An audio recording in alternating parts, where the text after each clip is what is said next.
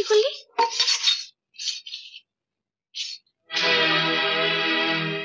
এটা কি হলো? দুটো হলো, থলেতে আরো 8টা আছে। তুমি কি 8টা কাপও ভাঙবে নাকি? হ্যাঁ, সময় বুঝে একটা একটা করে। ও কি হলো? দরদ দেখিয়ে তো 7 দিনের জন্য রেখে দিয়েছো, এখন দেখো।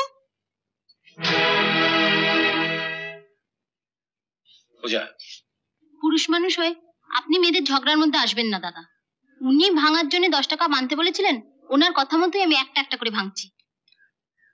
না বল, ভুল হয়ে গেছে। কাকে বলবো? ওই ঝিটাকে? কি আজে বাজে বকছো? কিচ্ছু আজে বাজে বকিনি, ঝিকে ঝি বলেছি। পূজা, যেমন কাপ ভাঙছো ভেঙে যাও, আর পারলে এর মাথা তো একটা ভেঙো। বাড়ির কোনো পুলিশ আপত্তি করবে না। যা তোর ঘরে যা।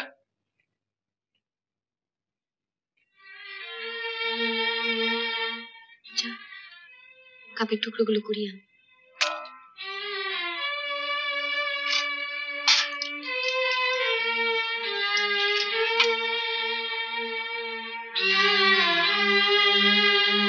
সাত দিন আছি তো, এই 7 দিনে তোমায় আমি সোজা করে দিয়ে যাবো। কি বললি? দেবো হাতটা মোচকে? আরে আরে, কি করছিস? ছাড়, ছেড়ে দে। ওনাকে বুঝিয়ে দিলাম আমি ময়না নই, পূজা।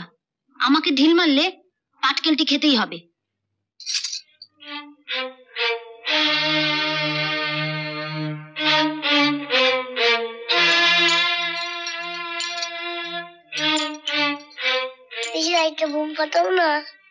বাবা, আপনি আপনার মেজ বউকে বলুন এখনই ওই ঝিটাকে গায়ে পাঠিয়ে দিতে। পূজা তো চলে যেতে চেয়েছিল, তোমার কথাই তোকে আটকেছে। আমাকে না বলে যা বলবার ওকে গিয়ে বলো।